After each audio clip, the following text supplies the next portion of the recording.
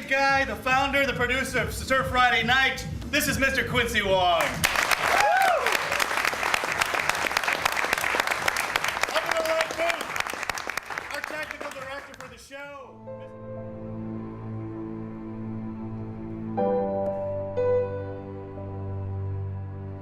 We're here today to celebrate the life of and pay tribute to Quincy Wong, who since his sudden death last July from coronary arrhythmia has been hailed as a pioneer who touched the lives of many, which he was. For me, he was a dear friend.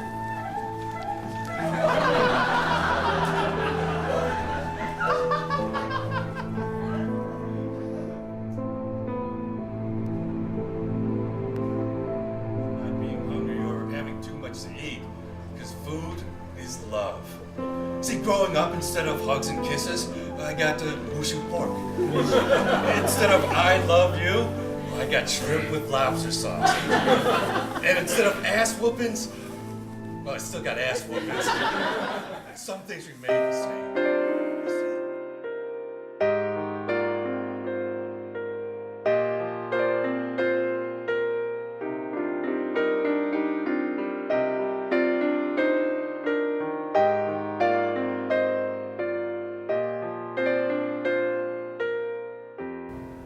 Quincy Wong was born on June 17, 1954 in Evanston, Illinois.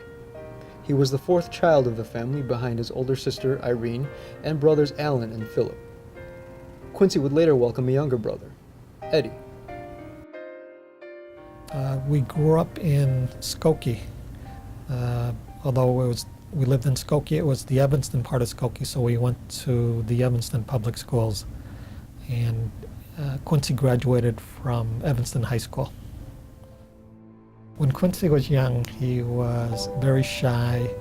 He was a little chubby, and it was always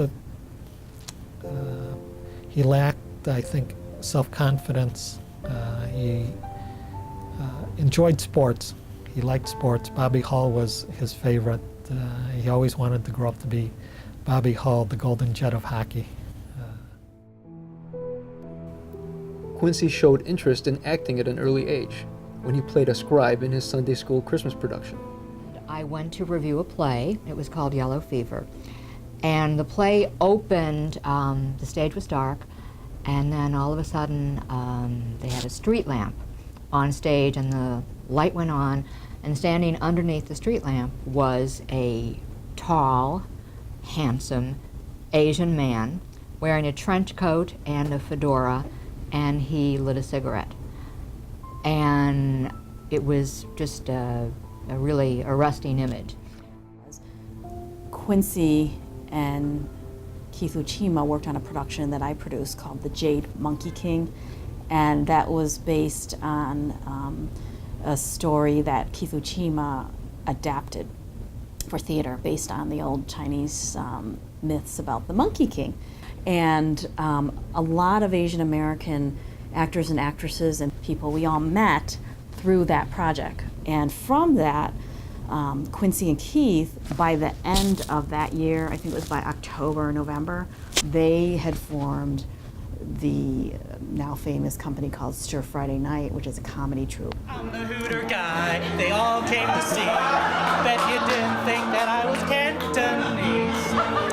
I don't mind the fame, it gets me all the dames. Check this one move out, and then watch us shout. Ow! The girls love.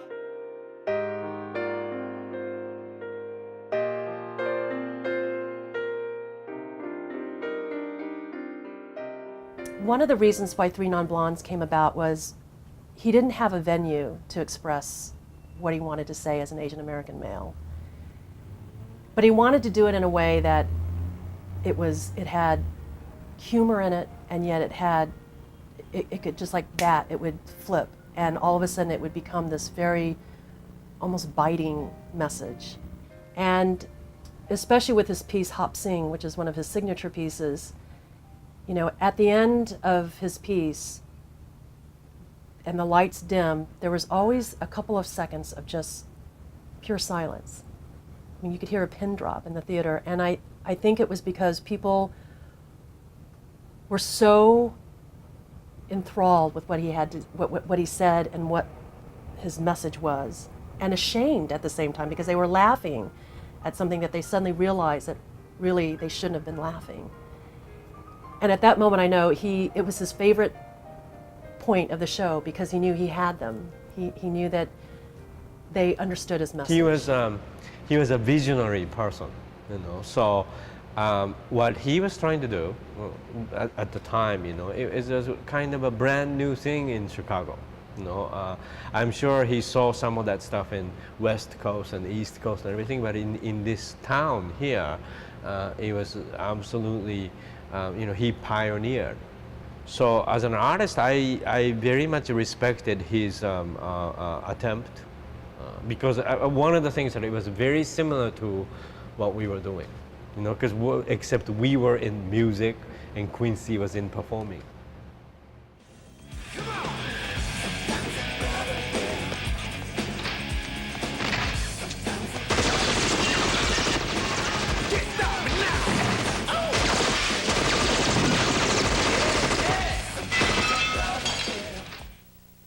Have you ever had any dealings with possession or the occult?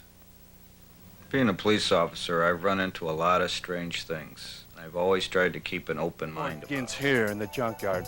Behind the crushed bodywork and shattered windshields, one can often find shattered lives.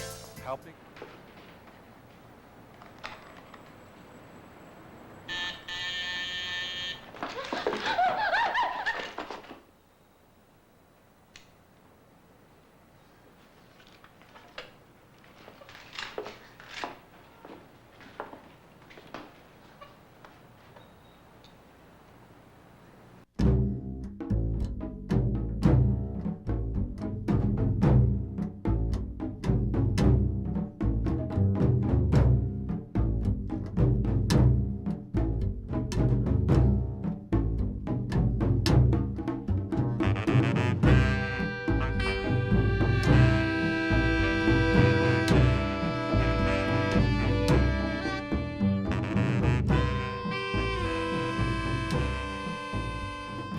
I think Quincy had a big heart. He loved kids. He doted on my daughters, his two nieces, Alexa and Amanda. He would come over, he would read to them, he'd play with them. They just loved it when he came over. Well, I think some people will remember his dramatic work, and some people will remember his comedy. I think that he was involved with the community at all levels. So there were many famous people who knew him, as well as the children that attended our festival and were able to, because of his height and also because he was so gentle and kind with them, they felt very comfortable with him.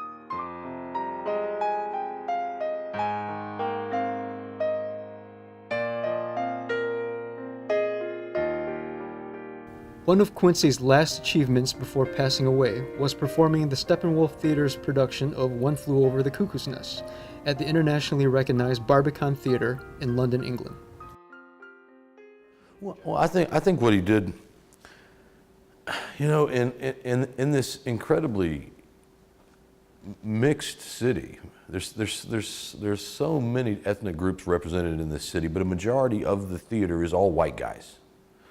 And that drives me nuts. I mean, here at National Pastime, we try to mix it up as much as absolutely possible. It's actually one of the reasons that we exist.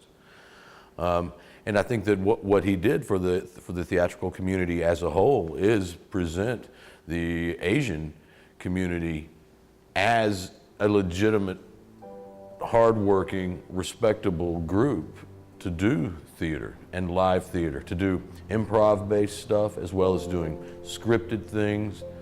I think it helped to diversify white theater in Chicago a lot, even though it still hasn't gotten that far. It's still all ridiculously white.